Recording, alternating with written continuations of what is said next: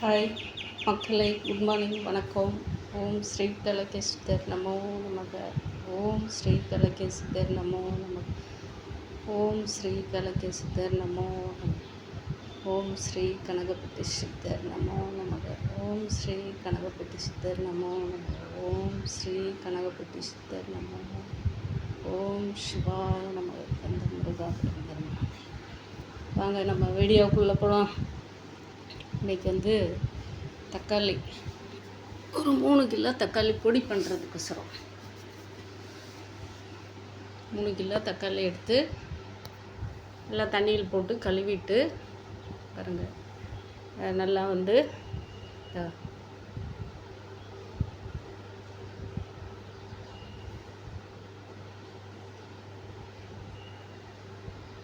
லேசாக இந்த மாதிரி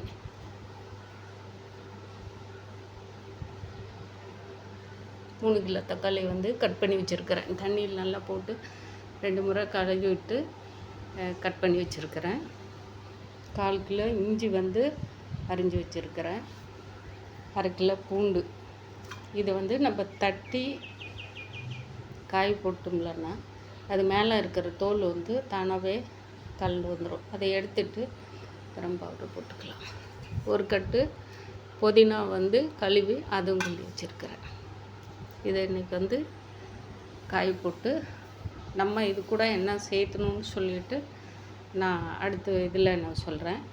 இப்போ தக்காளி 10 ரூபா, கடையில் வாங்கினா 12 ரூபா 15 ரூபான்னு சொல்கிறாங்க.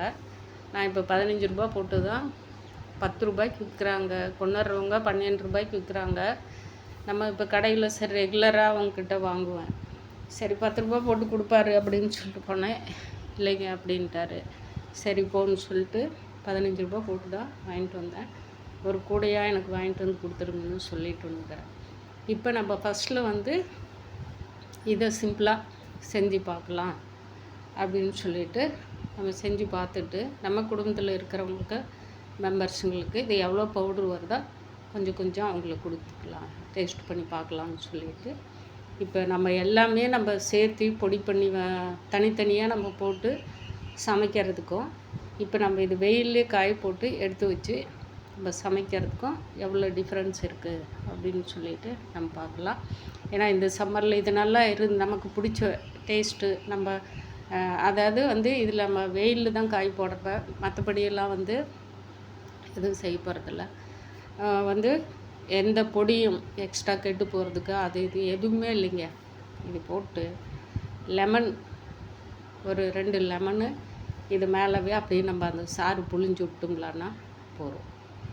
மற்றபடி நான் சொல்கிறேன். பொடி அதை ரெடி பண்ணும்போது இது நம்ம பதப்படுத்தி வச்சா எப்படி கெட்டு போகாமல் இருக்கும். நமக்கு இப்போ மற்ற மசாலா பொடி இப்போ மிளகாத்தூள் வத்தல் தூள் எல்லாமே போடுறோம் இல்லைங்களா, அதெல்லாம் எப்படி இருக்குமோ அதே மாதிரி நம்ம பதப்படுத்துறதுக்கும் நான் உங்களுக்கு சொல்கிறேன். ஃபஸ்ட்டில் இதை காய போட்டு நம்ம எடுத்துக்கலாம்.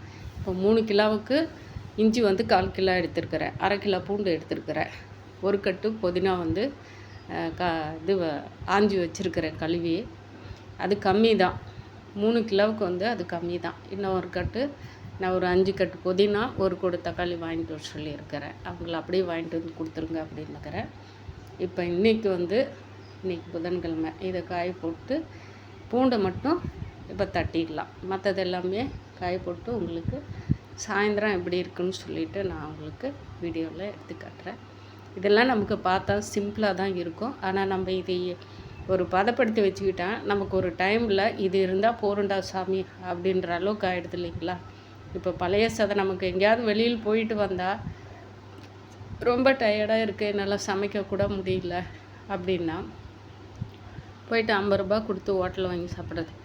பழைய சாதம் இருந்தால் ஒரு ஊறுகாய் இருந்தால் போருண்டா சாமி, தொட்டுக்கிறதுக்கு ஒரு மிளகாய் இருந்தால் போகிறோம், வர மிளகாய் ஏதோ ஒன்று அந்த மாதிரி நமக்கு டயர்ட்னஸில் கேட்கும்.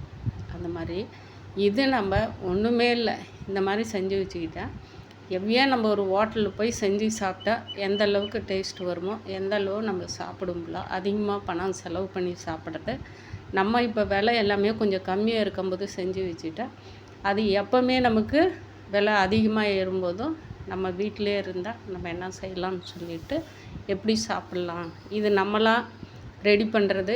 எந்த ஒரு துளி கெமிக்கல் இது கெட்டு போகாமல் இருக்கிறதுக்கு எந்த ஒரு பொருளும் நம்ம இதில் ஆட் பண்ண போகிறதில்ல. நீங்கள் அடுத்த வீடியோவில் பார்க்கலாம். பாய் மக்களே. ஓம் ஸ்ரீ கலைக்கா.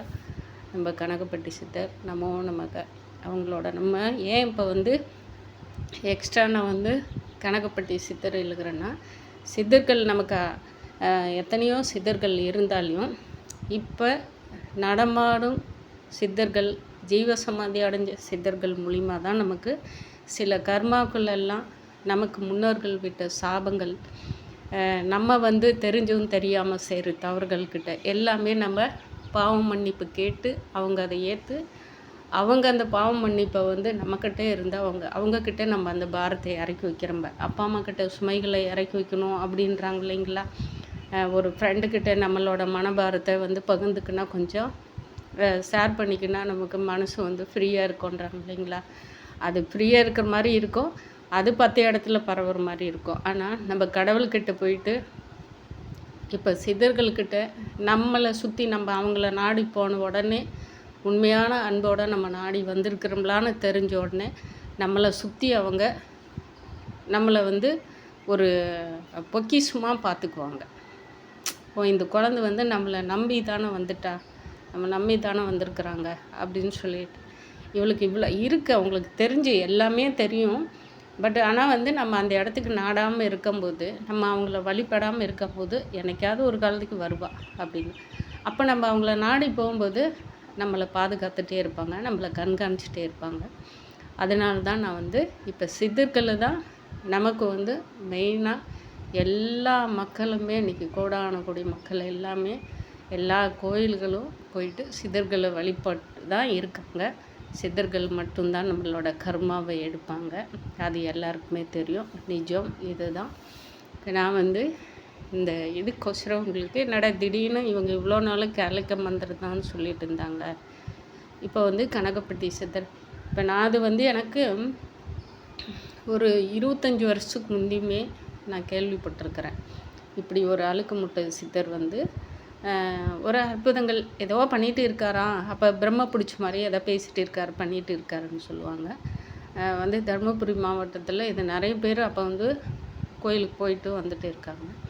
எனக்கு அது சரியாக தெரியல அவ்வளோ. இது என்னடா ஒரு சாமி யார் மாதிரி இருக்கார் அப்படின்னு சொல்லிட்டு தான் நினச்சிட்டு இருந்தேன். அப்போ நான் கல்கி பகவான்கிட்ட இருந்து நான் சேவை செஞ்சுட்டு கோயிலுக்கு போயிட்டு வந்துட்டு இருக்கும்போது அப்போ எனக்கு அந்த மகிமை அது அதிகமாக தெரியல. இப்போ தான் வருங்காலத்தில் மக்கள் சொல்கிறது யூடியூப் மூலிமா தாங்க பார்க்குறேன். பார்த்துட்டு மனப்பூர்வமாக நான் பிரார்த்தனை பண்ணிக்கிறேன். மனப்பூர்வமாக என் கூட 2 பேருமே இருக்காங்க. பட் கலைக்க சித்தரும் இருக்கார், நம்ம ஐயா எங்கள் அப்பன் கனகப்பட்டி அந்த முருகப்பெருமானு என் கூட இருக்கார். ஏன்னா அது நான் நல்லா உணர்கிறேன். நல்லா என் கண்ணுக்கு முன்னாடி அவங்க காட்சி கொடுத்துட்டு நான் இருக்கேன் அப்படின்னு சொல்லிட்டு என்னோடய மனபாரத்தை அவங்கக்கிட்ட இறக்கி வச்சுருக்கிறேன். கண்டிப்பாக அவங்க அதை பார்த்துக்குவாங்க. அந்த சுமைகள்லேருந்து எனக்கு விடுதலை வாங்கி கொடுப்பாங்க. கண்டிப்பாக அந்த நம்பிக்கை எனக்கு 100% இருக்குது. எல்லா மக்களுக்கும் அந்த மாதிரி எல்லா மக்களும் தெரிஞ்சும் தெரியாமல் எல்லா தவறுகளையும் செஞ்சுட்டு பாவம் மன்னிப்பு கேட்டு அந்த ஐயாவை நாடி போயிட்டு இருக்காங்க. கண்டிப்பாக அவர் எல்லா மக்களுக்கும் எல்லா நன்மைகளும் செய்வார். அந்த நம்பிக்கையினால் நானும் ஓடிட்டு இருக்கேன். பட் அதனால தான் அவரோட மந்திரங்களை சொல்கிறேன். ஓம் ஸ்ரீ கலைக்க சித்தர் நமோ நமக. ஓம் ஸ்ரீ கனகப்பட்டி சித்தர் நமோ நமக. எங்கள் அப்பன் முருகப்பெருமாள் அந்த தண்டாயுதபாணி மூலிமா எல்லாருக்கும் எல்லா அனுகிரகங்களும் பெற்று ஆரோக்கியமாக இருந்து நலம் பெற்று வாழணும். பாய் மக்களே.